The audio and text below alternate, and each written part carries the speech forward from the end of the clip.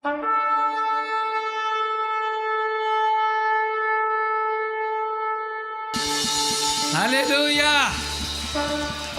Purihin natin ang ating Diyos sa araw na ito. Ang ating pong Diyos ay nabuhay na muli mula sa mga patay.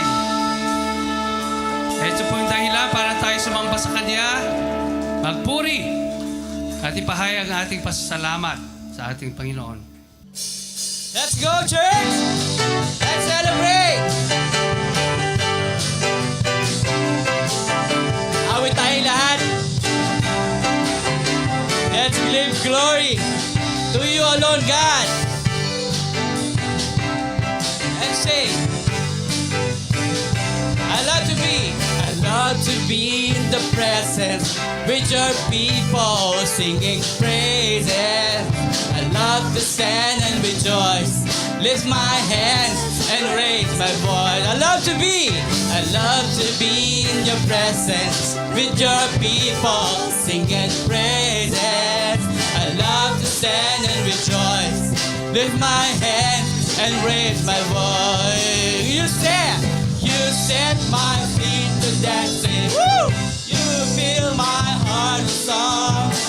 You give me reason to rejoice. Let's shout, rejoice. I love to be in the presence with your people singing praises. I love to sing and rejoice. Lift my hands and praise. I love to be in the presence with your people singing praises. Come on, church. Let's rejoice in His name. For you set my feet. You set my feet to dancing. Woo-hoo! You fill my heart with song. You give me reason to rejoice. Come on, church. I love to be in your presence with your people singing praises. I love to stand and rejoice. Lift my hands. I love to be in the presence with your people singing praises. I love to stand and rejoice. Lift my hands. For the last time, I love to be in the presence with your people singing praises. I love to stand and rejoice. Lift my hands. Lift my hands. Lift my hands. Lift my hands. Lift my hands and raise. Lift my hands. Lift my hands. Lift my hands. Lift my hands and raise. Lift my hands. Lift my hands. Lift my hands. Lift my hands and raise my voice. Yes, Lord, we raise your voice. We raise our voice, Lord, this morning, and we praise you. Hallelujah. Amen. So we'll talk about partnering with God. Ano ba sa Tagalog yung partnering with God? No? Pakikipagtulungan sa Diyos. Tama ba? Ano yung accurate na Tagalog ng partnering with God? Pakikiisa sa Diyos? Pakikipartner sa Diyos? No? Amen. Pagpapasakop sa Diyos? Ganyan. You know, yung atin po kasing buhay Kristiyano, our Christian life is really about partnering with God. Kasi pag sinabing partner kayo, magkasama kayo. Di ba? Partners eh. So, kung magkasama kayo, yung buhay Kristiyano natin talaga, dapat, it's really about partnering with God. Yung kasama natin palagi ang Diyos. Diba? Kasama natin ang Diyos. Yan, yung kanakan natin. No? Di ako matatakot. Yan. Diba? Kasi kasama natin ang Diyos, hindi ka matuloy. Diba? Yung pagkasama natin, yung partnering with God, kasama natin ang Diyos, it is making sure yung paninigurado natin, siyempre una, para we are partners with God at kasama natin ang Diyos, una, siguraduhin natin, we have that personal relationship with God through Jesus Christ. Hindi lang basta alam mo yung Diyos, kilala mo yung Diyos, alam mo merong Diyos na nandiriyan, pero dapat meron kang personal na kaugnayan sa Diyos. Yung personal na relasyon sa Diyos. isinuko mo na yung buhay mo sa Kanya, pinagsisihan mo na yung mga kasalanan mo, at kinilala mo si Jesus bilang Panginoon at tagapagligtas ng buhay mo. So meron tayong personal relationship with God through Jesus Christ, and it is making sure that God is with us and we are with God. Di ba? Kasama natin yung Diyos at kasama natin siya. Yun yung pagiging partner natin sa ating Diyos. And yun nga, habang nag-prepare, na alala ko ulit, na-review ko yung sa Experiencing God, yung it is a discipleship material, sinulat ni na Claude King and Henry Blackaby. Meron dong 7 realities, 7 katotohanan. So, yung ilan, habi nga, relate na relate dito. Habi, ano yung unang katotohanan ng Experiencing God? May nakakatanda? Ano yan? Ano, Kuya Chris? God is always at work around you. Ang Diyos ay palaging gumagawa sa akin. Ito po tandaan natin. May gera sa Middle East. Merong kaguluhang nangyayari sa political arena dito sa ating bansa. At yung mga personal nating buhay, yung ekonomiya ng pamilya, yung mga challenges sa kalusugan, ito po tandaan natin. May ginagawa ang Diyos.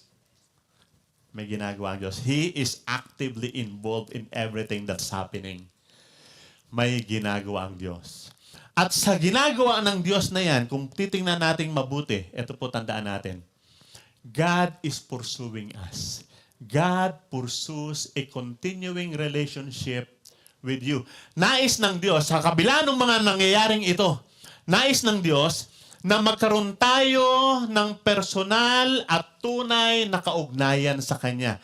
A relationship that is real and personal.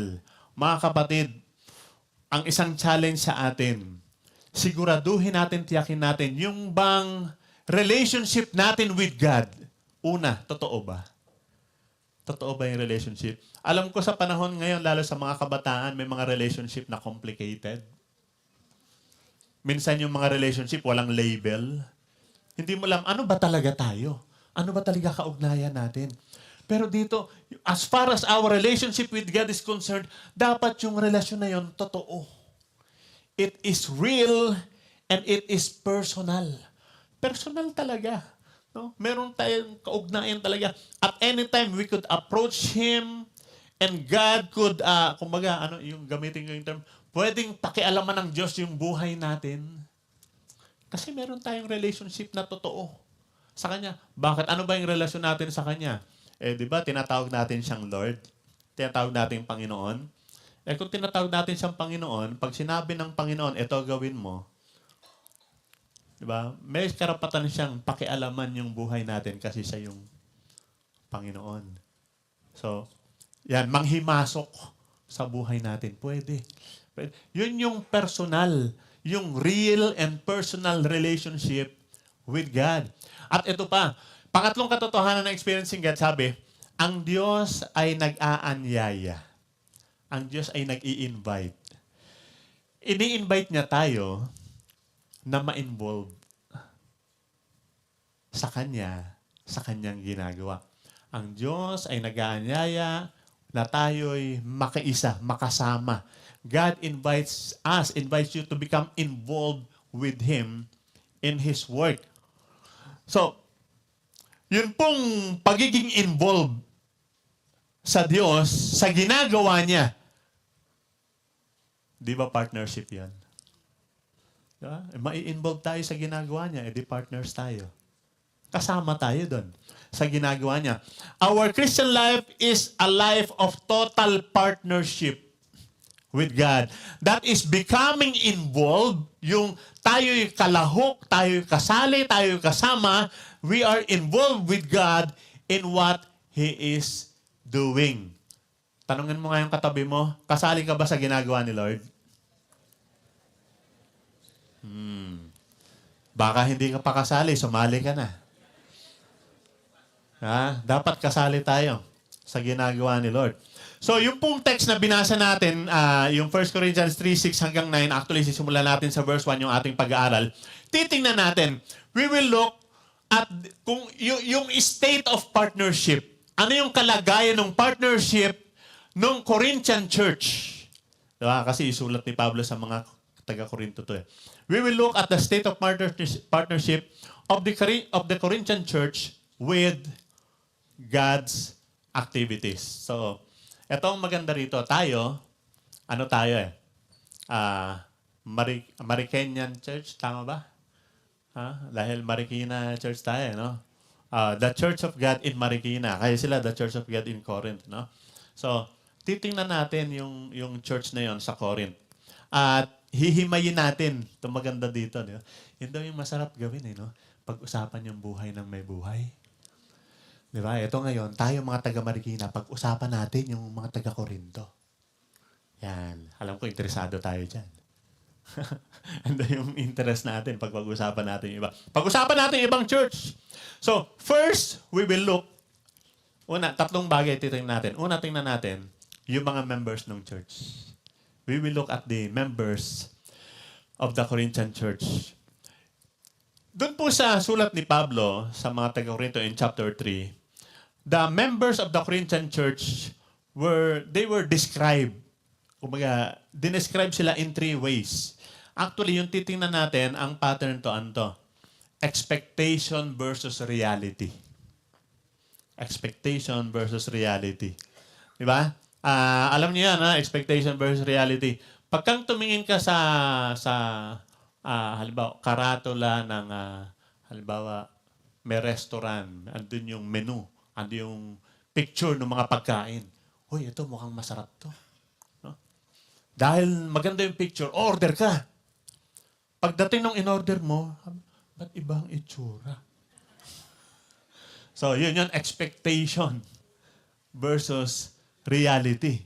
So, tingnan natin as far as the Corinthian church members are concerned. Ano yung description ng Corinthian church? Unang description, they were not spiritual but worldly. Ang expectation sa kanila, spiritual sila. Pero ang reality, hindi. Worldly sila. Sa chapter 3, verses 1 hanggang 3, ito yung mababasa natin. 1 Corinthians 3, 1 hanggang 3, sabi, Brothers, I could not address you as spiritual, but as worldly. Di ba? Napaka-direct naman ang salita ni Pablo dito. Mga kapatid, hindi ko kayo maituring ng mga spiritual kasi mga makamundo kayo eh. Mere infants in Christ. In verse 3, ito sabi ng verse 3, you are still worldly, mga makamundo kayo. For since there's jealousy and quarreling among you, are you not worldly? Yan. Ang lungkot ng description naman ng Corinthian church. No? Hindi sila spiritual. Makamundo sila. Tanungin mo yung katabi mo, worldly ka ba? Yan yung mga mahihirap na tanong eh. No? Minsan ang hirap tanungin yung katabi kasi lalo pagka merong guilt. Ba't ko siya tatanungin? Parang ako yung tinutukoy dito. No? Pag sinabing worldly, no, makamundo, we're talking about members ng church. Gamitin natin yung worldly Christian. Makamundong Kristiyano. Alam po ninyo yung word na worldly Christian, makamundong Kristiyano. Ang tawag po doon, oxymoron. Ano yung oxymoron? Ano yun? Yung parang dalawang magkasalungat na pinagsasama. Oxymoron. Di ba? Worldly Christian. Pwede mo magsama. Kasi ganito dapat ganito yung Kaya oxymoron siya. Pag Christian, dapat hindi makamundo. Pag Christian, hindi worldly. Pag worldly, pag makamundo, hindi Christian. Kaya yung worldly Christian, oxymoron siya. Parang cold heat. No? Cold heat. Malamig na mainit. O kaya, yung smartful. Narinig niyo na smartful? Matalinong bobo. Merong ganun no? Yung mga oxymoron, yung pinagsasama, pero hindi dapat, pero napagsasama. Pero ito kasi, pag sinabing worldly Christian, at yun yung most probably yung Corinthian church, mga followers ni Jesus, tumanggap kay Jesus bilang Panginoon at tagapagligtas, sa mga Christian sila, they were labeled as Christians, pero they think like the world. Yung values nila, katulad din ng mundo, at ginagawa nila yung mga bagay na ginagawa ng mga makamundong tao. Same attitude. Parehas lang. Paano nagkakaparehas? Sabi, parang, paano ba mag-isip yung mga tao sa mundo? Lahat pera-pera lang. Ganyan sa mag-isip. Naglalagay ka pa din sa polis pag nahuli ka. Nandadaya ka pa din pagka may pagkakataon. Involved pa rin tayo sa mga chismisan, mga pagsisinungaling, meron pa rin mga bisyo, meron pa rin sexual immorality, there is unfaithfulness, walang commitment. Yung tipong, parang walang pinagkaiba. Ang term ko nga dyan, maghusay magdala. Hindi halatang Christian. Galing magdala eh. Hindi halata. Na pagkang pinagsama-sama, parang parehas lang. Meron pong isang pastor, si Spurgeon, si Charles Spurgeon. Ito sabi niya, kumbaga, sa kanyang obserbasyon at pagkakita sa mga tao na nasa loob ng church, sabi niya, every worldly Christian hinders the progress of the gospel. Paano tayo makaka-join sa ginagawa ng Lord kung imbes na maging kapartner tayo, makakahinder pa tayo? Pero yun daw, if a worldly Christian hinders the progress of the gospel, every member of a church, member ng church, who is living in secret sin, who is tolerating in his heart anything that he knows to be wrong. Alam niya naman na mali. Alam niya na ayon sa salita ng Diyos, hindi ito dapat Pero tinotolerate niya sa puso niya at malamang involved siya doon, who is not seeking eagerly his own personal sanctification. Hindi niya sinisik yung kanyang paglagong espiritual, yung kanyang pagiging katulad ng Panginoong Jesus. Sabi ni Spurgeon, to that extent, he is hindering the work of the Spirit of God. Malungkot pag worldly yung mga members ng church. At yun yung naging description ng church sa Corinth. Kasi directly sinabi talaga ni Pablo, alam niyo, gusto ko sana kayong kausaping spiritual. Spiritual na bagay pag-uusapan natin. Kaya lang, hindi ko kayo makausap na spiritual kasi mga worldly kayo Makamundo kayo. Malungkot pag gano'n ng members ng church. Kasi dahil sa gano'n, nawawala ng impact ang church sa mundo. Ano ang silbi ng church kung wala sang impact? Walang dating, walang, di ba? Parang parehas lang lahat. Parang walang kaibahan sa sistema ng pamumuhay, sa, di ba, paano mag-isip, anong mga pinahalagahan. So, malungkot, yung unang description ng Corinthian church, worldly. But wait, hindi lang sila worldly. May kasunod pa. Diba? Again, expectation versus reality. Yung pangalawang description ng Corinthian church, hindi sila matured. Mga sanggol. Mga infants. Ang expectation, dapat matured na sila. Pero ang reality, there were infants. Sabi sa verses 1 and 2. Ayan, sabi, brothers, I could not address you as spiritual, but as worldly, mere infants in Christ. I gave you milk, not solid food, for you were not yet ready for it. Indeed, you are still not ready. So, ang expectation ni Paul, matured na sila. Kumbaga, sa mga bata, yung sa paghahalintulad, di ba? Kasi nung isulat daw ni Paul itong letter na to, parang yung church, yung Corinthian church, kasi si Paul yung nag-start ng Corinthian church. Yung church, roughly mga 4 or 5 years na. Lalo tayo, 50 years na yung church. Okay, 50 years na. So, dun sa pagsusulat ni Paul, merong tono, merong implied disappointment dun sa tono ng sulat ni Paul. Yung tone of disappointment, kasi parang ine-expect niya, matured na kayo. Kaya nga sabi niya, dapat kumakain na kayo ng karne. Dapat mga solid food. Pero, gatas pa rin Gatas pa rin. So, in-expect niya dapat matured na kayo. I-address ko na kayo dapat as spiritual. Kaya lang, hindi pa eh. Kasi nga, worldly kayo, kasi parang baby pa kayo. Sa Hebrews 5:12, may sabi doon, dapat sana tagapagturo na kayo eh. Pero hanggang ngayon, kailangan pa kayong turuan. Diba, meron tayong yung part ng ating MCF hymn. Diba? Now disciples, later disciplers. Kaya nga, may na-encounter tayong tanong, kailan magiging discipler? Hanggang ngayon, hindi pa nga nadi-disciple. Pero sabi, dapat mature na, pero infants pa rin kayo. Mga baby pa. No? Ano bang, pagka ba sinabing infants o mga baby pa sa pananampalataya, ano ibig sabihin nun? Merong isang pastor, si A.W. Tozer. Meron siyang sinulat tungkol sa level, yan nga, yung mga level ng mga Christians.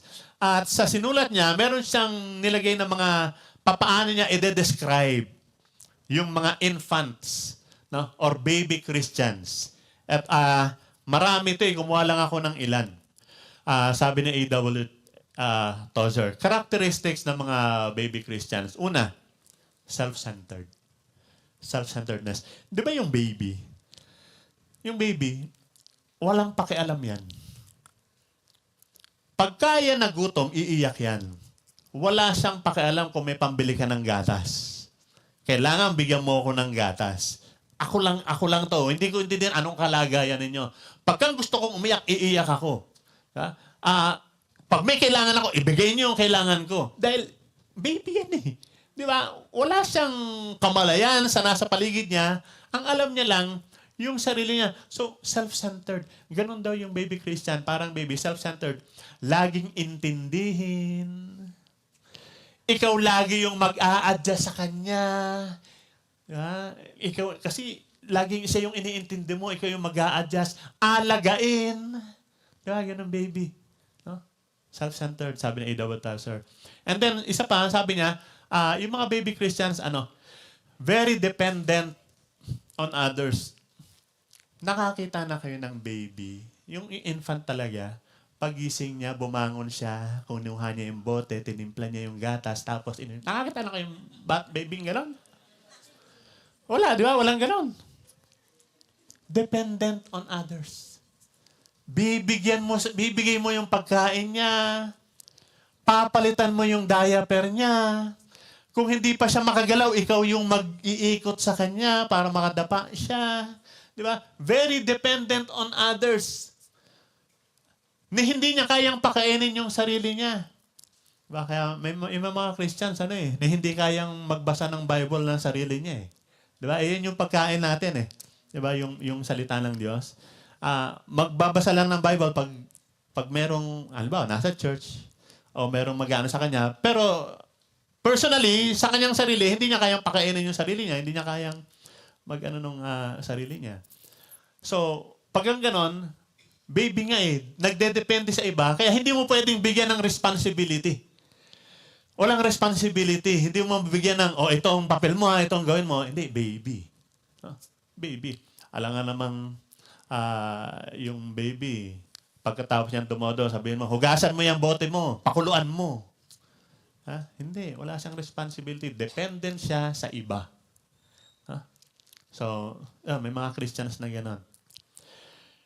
And then, again, kay A.W. Tozer to. So, ito yung description niya ng mga baby Christians. Sabi niya, they tend to live by their feelings.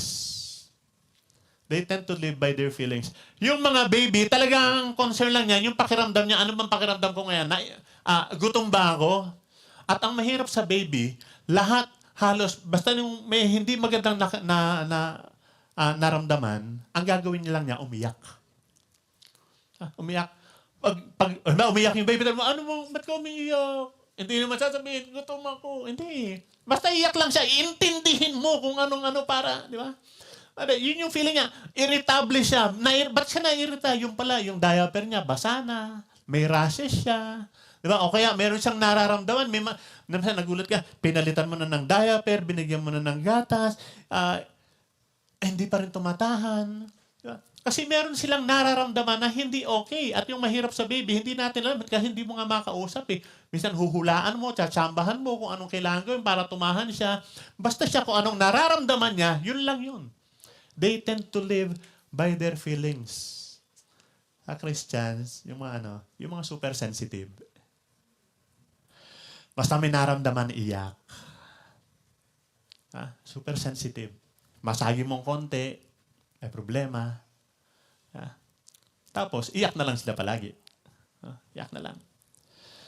And then, sabi ni A.W. Tozer, yun daw baby Christians, they live a life of play and trifle. They live a life of play and trifle. Lahat sa kanila, laro-laro lang. Lahat laro lang. Di ba? Yung mga baby, di ba? Bigyan mo ng, alimbawa, yung kahit yung bote niya, dedehin niya yan. Pagkatapos, lalaruin niya na yan. Lahat ng ibigay mo, lalaruin niya. At hindi lang basta lalaruin, susubo. Lahat subo. Diba? Kasi lahat laro lang. And then, they live a life of play and trifle. Naghang ba? Ayaw man. Tend to live a life of play and trifle. Trifle,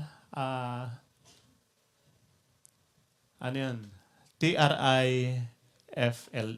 No, hindi 3 times hindi triple.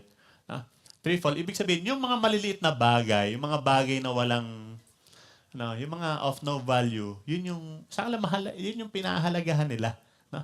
Yun yung pinahahalagahan nila. So, lahat laro lang. Lahat laro lang. Walang seryoso. Kaya minsan pati yung spiritual life hindi seryoso. Hindi mo sila mahal dun sa, alimbawa, yung discipline of reading the Bible, of prayer, yung pag-involve sa mga e-groups. Wala, laro-laro lang lahat. Walang seryoso. So bagay sa panahon natin ngayon, kahit na mga matured na, parang laro pa rin ang gusto. Di ba? Nagulat ka. Dati, naglalaro lang mga bata. Ngayon, mga professional na, mga tatay, mga naglalaro pa din. No? Puro mga games. Lahat laro. Pero sa description ni A.W. Tozer, they live a life of play. Laro-laro lang sa kanila lahat. Kaya walang seryoso. Pagkang usapan, medyo mahirap na, may mga sacrifices na, may mga ganitong mga bagay na ayaw na nila yan. Ayaw na. And then, they are fretful and quarrelsome. Ano yung fretful? Mareklamo. Mareklamo. And quarrelsome. So, yun daw Corinthian church, sabi ni Paul, baby, infants. Ang expectation niya, ina-expect niya, dapat matured na kayo. Pero hindi pa pala. Mga baby pa pala. Sabi ko, ako as a leader, minsan yun yung parang disappointment ko pagkang merong isang tao, kinoconsider ko, akala ko leader na at kaya na yung mga yung pala baby pa rin. Iiyakin pa rin pala. No? So ito yung description ng Corinthian church. They're not spiritual. Instead, they're worldly. They are not matured. Instead, they were infants. Tanungin mo nga yung katabi mo, ikaw ba yung pinag-uusapan doon? Ang hirap tanungin, kasi parang ako yun eh. Kaya hindi ko siya matanong eh. Parang ako. Corinthian ka ba? So, they're not spiritual but worldly. They're not mature but infants. But wait! There's more. They were not united but divided. Ang expectation ni Paul sa Corinthian church, united sana sila. Nagkakaisa sila. But instead, they were divided. In verse 4, sabi, for when one says, I follow Paul, and another, I follow Apollos, are you not mere men? Merong politics sa loob ng church. May politics sa loob ng church. Parang tatanong, kanino ka ba? Kay Paul ka ba o kay Apollos ka? Ganito po kasi yung background. Si Paul ang nagtayo ng church. Nung pumunta siya sa Corinth, karating siya doon, he stayed in Corinth for 1.5 years. Mababasa natin yan sa Acts 18 and 19. Nagstay siya doon 1.5 years. Kasama niya doon si Silas and si Timothy. And then, nandun sina Aquila and Priscilla, si Titius Justus, si Crispus, at yung iba pa. Sila yung nagsimula ng church. Later, alam natin si church, palipat-lipat sa iba-ibang lugar. Later, umalis si Paul, dumating si Apollos. Si Apollos, yung description sa kanya sa Acts 18, he was a learned man, matalino. With thorough knowledge of the scriptures, maraming alam tungkol sa Bible. And an eloquent speaker, ang husay na preacher. At pagkatapos, mabasa natin ang ginawa niya, nakikipagdebate siya dun sa mga tao doon to prove to them, galing sa scriptures, na si Jesus Christ nga yung Mesias. So, mahusay si Apollos. Yung isang comment, mas magaling mag-preach si Apollos kumpara kay Paul. So, nahati sila. Merong mga loyalist kay Paul. May mga followers naman si Apollos na para bang magkalaban silang dalawa. Nagkaroon ng dalawang grupo, competing against each other, nagpapagalingan, nauuwi sa awayan. Doon sa church, imagine, sa loob ng church, merong hindi nagpapansinan, merong nag-aawayan. May ganun ba dito? Ayoko sa pastor na yan. Gusto ko dito sa pastor na to. Sino ba magpipreach bukas? May nagtatanong ng ganun, ha? Sino magpipreach bukas? Pag si ganito, mag-church ako. Pag si ganito, sa iba na ako mag-church. O kaya mag-online na lang ako. May ganun. Lungkot naman pag ang ganun. O baka naman, hindi naman ganun yung politics. Baka naman totoong politika. Marcy ka ba o Kimbo? Kanino ka ba? Bongbong ka ba o Sara? Ganun ba yun? Pag ayaw mo kay Bongbong, kay Sara ka? Ayaw mo kay Sara, kay Bongbong? Paano pag ayaw mo silang dalawa? Pinklawan ka. Ayaw mo silang dalawa. So, paano pag gano'n? Hindi na kayo magpapansinan sa loob ng church? Kasi magkaiba kayo ng political color, o maghahanap ka ng ibang church na yung pastor doon ay kaparehas mo ng political conviction? Ganun ba? Alam po ninyo, kaya as much as possible, we are keeping the church apolitical. Ganun po ginagawa natin. No? Hanggat maaari, ayaw nating makukulayan ng politika itong ating church. May mga pagkakataon, panahon ng eleksyon, ang matindi pa naman. Yung anniversary natin, di ba? May 3. No? May 3. Yung anniversary pa naman natin, madalas panahon ng eleksyon. Di ba? May mga karanasan dito na mag-anniversary tayo. May magdo-donate ng lechon para sa ating anniversary. Tatanggihan ba natin? Ba't naman natin tatanggihan? Huh? May sumasagot ng ganito, ganyan sa anniversary. Pero malinaw po tayo palagi, wala pong politiko na pwedeng magsalita sa pulpito ng simbahang ito. Klaro po yan, malinaw yan. Kahit na doon nag-celebrate tayo ng ating anniversary sa convention, walang politikong pwedeng magsalita sa pulpito ng simbahang ito. Ayaw nating mabahiran tayo ng politika. Baka mahati tayo niyan. Pagka in-invite natin sa magsalita, pagkatapos yung ibang mga supporter, sabi, ay, ganun pala yung church. Hindi po. Yung Corinthian church, they were divided. They were divided. So again, expectation versus reality. Ang expectation, dapat ang Corinthian church, dapat ang Christians, spiritual, matured, nagkakaisa. Pero ang reality, ang nakita ni Paul dun sa Corinthian, mga makamundo, mga infants, at divided sila. Napakapangit. Malungkot po pagkang ganun ang description ng church. At ayaw natin na ganun tayo. No? Dapat ang expectation sa atin, we are spiritual, we are matured, and we are united. Nakita na natin yung mga members. Pag-usapan natin yung mga leaders naman nila. yung mga leaders ng church. Ano yung leaders ng Corinthian church?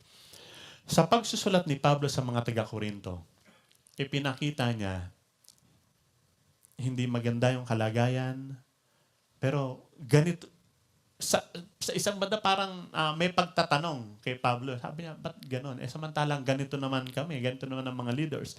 In 1 Corinthians 3, 5 hanggang 6, ito sabi niya, 5 hanggang 6, what after all is Apollos? And what is Paul? Only servants through whom you came to believe, as the Lord has assigned to each his task. I planted the seed, Apollos watered it, but God made it grow. Sabi niya, kami na mga leaders, we're only servants doing our tasks. Mga lingkod kami. Naglilingkod kami. Ginagawa lang namin kung ano yung ipinagagawa sa amin. Di ba? Sabi ni Paul, only servants as the Lord has assigned to each his task. Ito yung pinagawa ng Lord sa amin. Sabi niya, ako ang nagplant. Ako ang nagtanim. Dahil yun ang pinagawa ng Lord sa akin.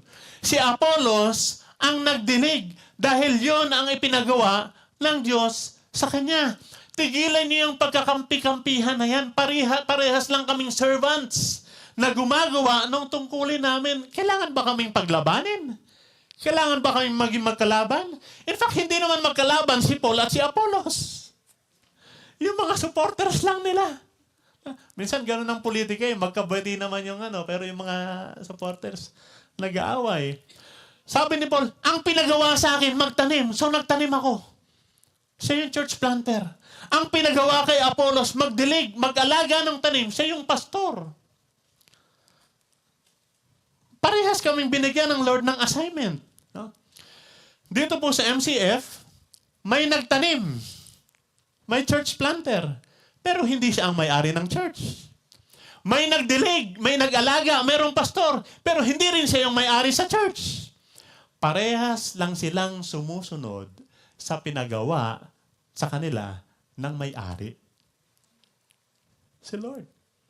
Kailangan ba lang mag-away? Kailangan ba lang magpagalingan? No. Hindi pwedeng sabihin ng isa, kung hindi ako nag-plant ng church, wala kang papastoran. Hindi rin pwedeng sabihin ng isa, kung hindi ako nagpastor rin sa church na yan, wala na yung pinlant mo. Hindi pwedeng ganon.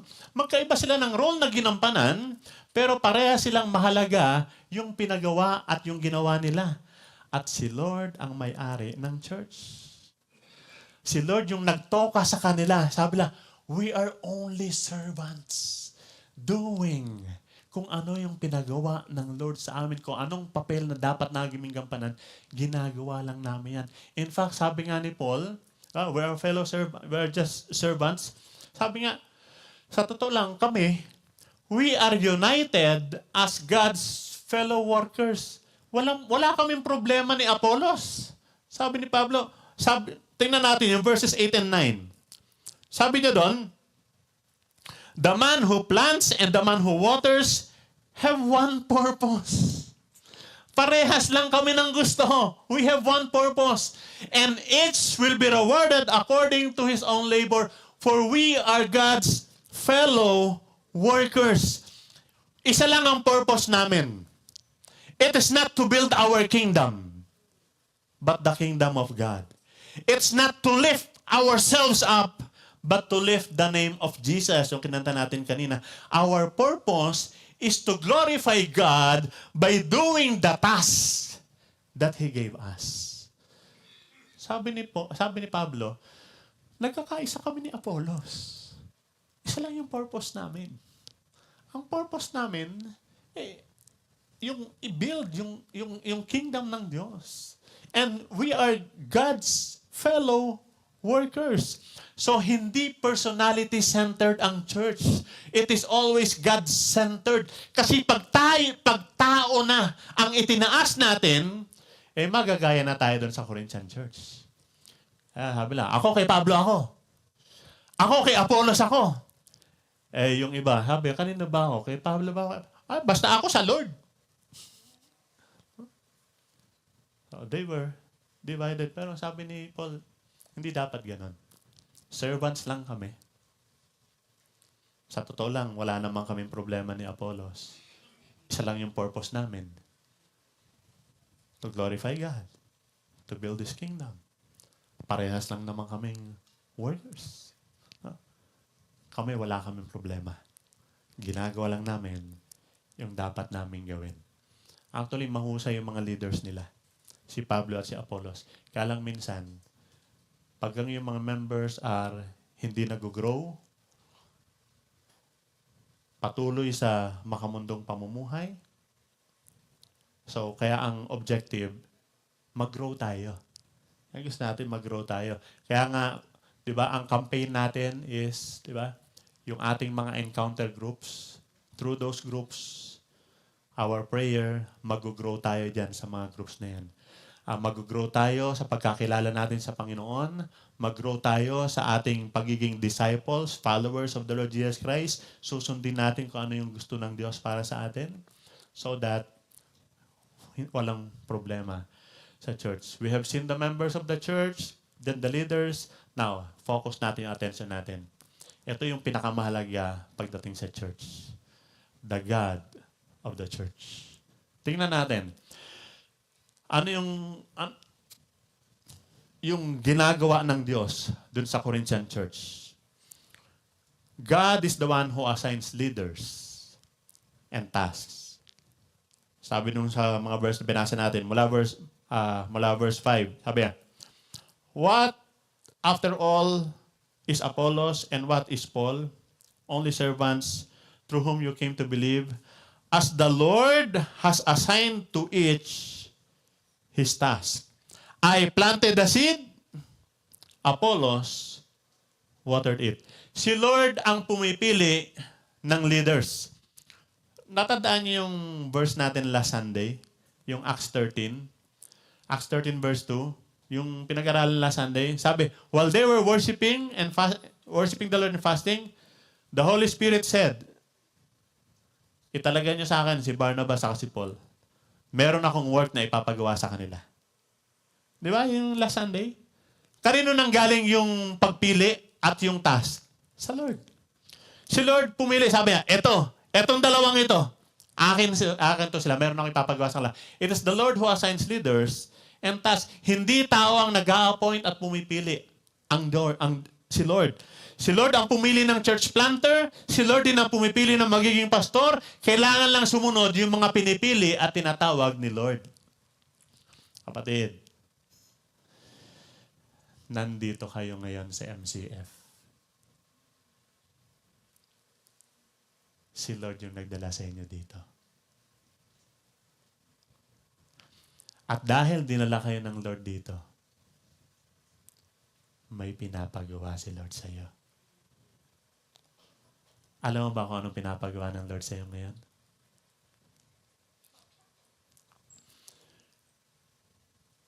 Dinala ka ba niya dito para mag-lead?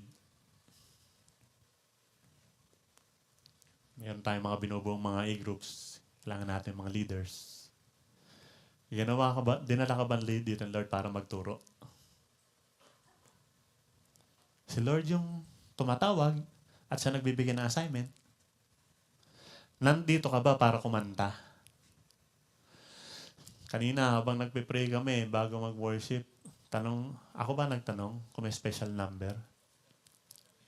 Ha? Pastor Willie, sabi ni Pastor Willie, dapat ba every Sunday may special number? Sabi nga ni Pastor Willie, kahit saan siya magpunta, ipinangangalandakan, tama ba yung term ko? Pinangangalandakan ni Pastor Willie, ang MCF is a singing church. Pagkatapos walang special number, ang dami-daming singer dito. Ano ba pinapagawa ng Lord sa iyo?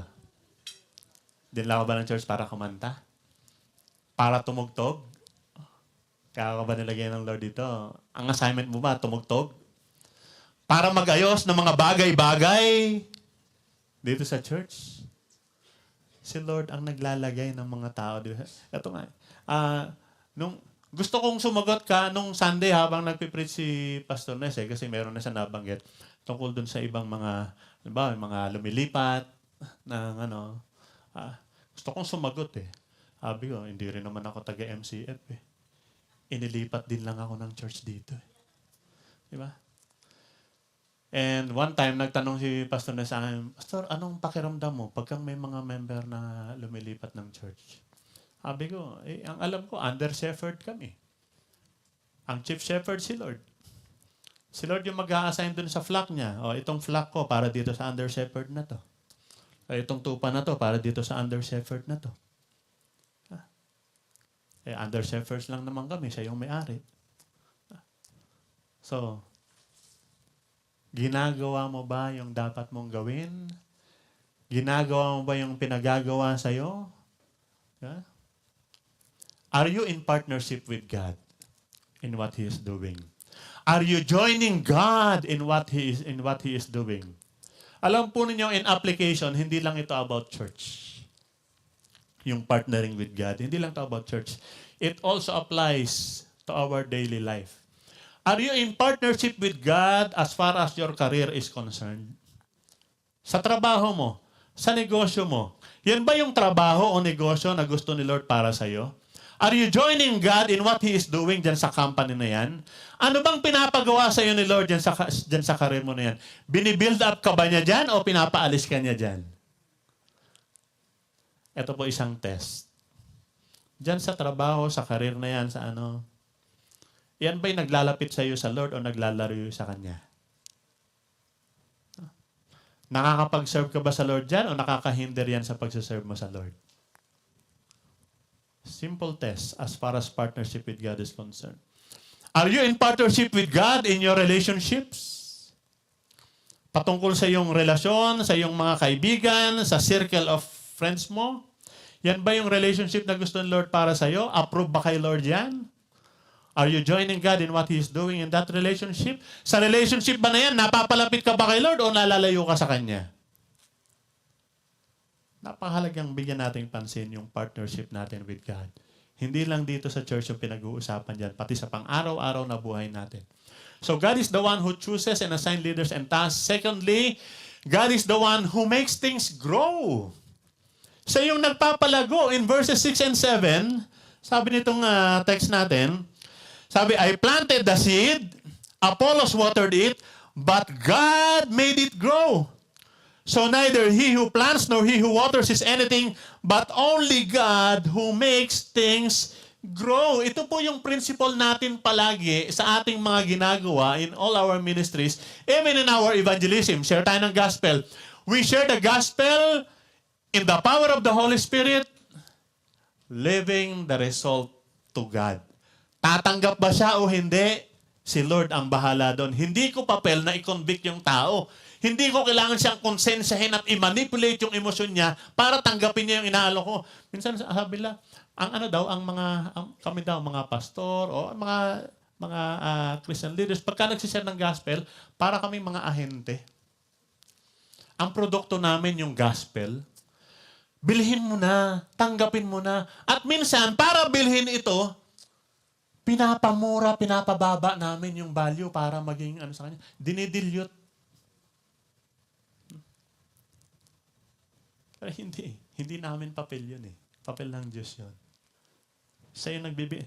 Kaya nga sabi, magtanim ka, iba magdidilig, si Lord yung magpapalago. In teaching, in preaching, we do our best. Yung devotion namin kahapon sa aming yung meeting ng mga preachers. Diba? We do our best to present ourselves to God as one approved preacher. Pag sinabing approve, yung pumasa sa quality na hinahanap ng Diyos. Rightly dividing the word of truth. Ang trabaho namin is to be faithful and to give our best. Ang resulta, si Lord ang bahala. Hindi namin po problemahin yan. Si Lord yung magbibigay ng result. Kaya nga dun sa ginawa ni Paul and Apollos, the labor of Paul or of Apollos would have been fruitless. Walang bunga yan. If God had not been at work all along. Kung hindi si Lord yung nagtrabaho, walang bunga yan. Di ba? Kahit nagtanim ng church si Paul, mamamatay yan kung hindi si Lord yung gumawa doon. Kahit na diniligan at inalagaan ni Apollos yun, walang mangyayari dyan kung hindi si Lord yung magpapalago nun. We can only minister in the trust that God is going to be at work. Ang Diyos yung gumagawa dyan in what we do. To bring the growth that God wants, nandun yun sa slide. It's not about us. It's not about our skills or charisma or wealth or program or wisdom. Hindi yun doon. Si ano magaling. Si ano matalino. Ito charismatic. Ito, hindi doon. It is God who gives the result in everything that we do. Kaya wala kaming may pagmamalaki. Hindi nakadepende sa atin to. Si Lord yung nagpapalago, si Lord yung nagbibigay ng resulta. So, si Lord yung pumipili at nagbibigay ng task, siya yung nagpapalago, and finally, si Lord naman yung magre-reward din. It is God who rewards our labor. Sabi ng verse 9, the man who plants and the man who waters have one purpose, and each will be rewarded according to his own labor. Alam niyo, tuwan-tuwa ako dyan sa pagkakasabi niyan. Each will be rewarded according to his own labor. Yung reward, hindi sinabi dyan na each will be rewarded according to the result of his labor. Hindi sinabing ganun. According sa bunga, hindi. Kasi yung result, sa kanya naman gagaling. Each will be rewarded according dun sa labor mo. Ginawa mo ba yung best mo? Naging matapat ka ba? We will be rewarded according to our labor. Hindi basihan, hindi sukatan yung naging matagumpay ba, maganda ba resulta, hindi kasi nakikita si Lord yun eh. So, we will be rewarded according to our labor. Are you doing the task that He gave you? Ginagawa mo ba yung pinagagawa ng Lord sa'yo? Dito sa church, nilagay ka ng Lord dito? Ginagawa mo ba yung pinapagawa ng Lord sa'yo dito? Are you giving your best? Are you faithful in doing your task? Sa lahat ng yon, tandaan natin, hindi tayo nag-iisa. Kapartner palagi si Lord. Kapartner siya palagi. Hindi ito tayo lang. And again, sabi ko nga sa inyo, hindi lang ito usapang simbahan. In our daily personal lives, dapat kapartner palagi si Lord. Reviewin lang natin, tandaan natin ang Diyos ang may-ari ng church at ng every ministry na ginagawa natin. It is under the headship of our Lord Jesus Christ. Etong expectation ng Diyos sa atin, God expects His church to be spiritual. Mag-grow tayo spiritually. God expects His church to grow. And God expects His church to be united. Dapat nagkakaisa tayo doon sa pinagagawa ng Lord sa atin. Dahil siya yung tumatawag, nag-a-assign, siya yung source ng growth, at siya yung nagre-reward. Alam po ninyo, one of the greatest mistakes in the world is to be able to reach the top of the ladder, then realizing that it is leaning on the wrong wall. Nabasa ko lang ito. Yun daw yung malaking mistake. Yung umakyat ka sa hagdan, meron kang gustong puntahan, umakyat ka doon sa ladder, narating mo yung ladder, yung dulo ng ladder, only to realize, mali pala, hindi pala, doon pala nakasandal sa maling pader. Maling dingding. So, sayang yung pag-akyat mo doon. Di ba?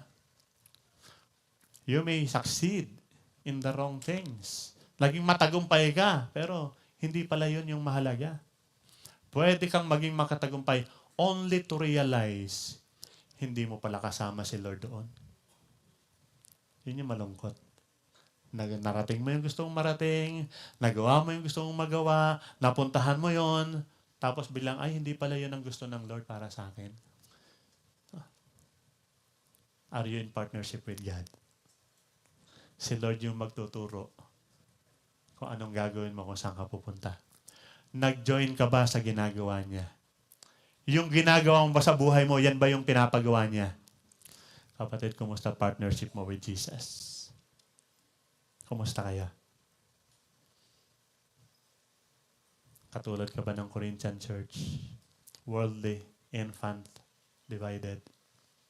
Hindi yan ang ina-expect sa atin, kapatid. In our partnership with God, We are to be spiritual, matured, and united. Doon kasama natin at mangyayari yon as long as we are faithful in our partnership with our God. Kasama ka niya dahil nag-join ka sa ginagawa niya at kasama mo siya. Lord, search us, O God, sa kalagayan po namin sa harapan ninyo. Meron ba kaming totoo at personal na relasyon kaugnayan na sa iyo? Magka-partner nga ba tayo, Lord? Lord, kung meron pong mga pagkukulang o pagkakamali, dalangin namin, Panginoon, ang biyaya po ninyo that would correct us. At sa biyaya po ninyo, sasamahan nyo kami, hindi nyo kami iwan. You will make us grow as we submit, surrender our lives to you. We'll be spiritual, following you, and we will be united doing the things that you want us to do. Pagpalain po ninyo yung mga anak, dalangin namin sa pangalan ng Panginoong Jesus. Amen.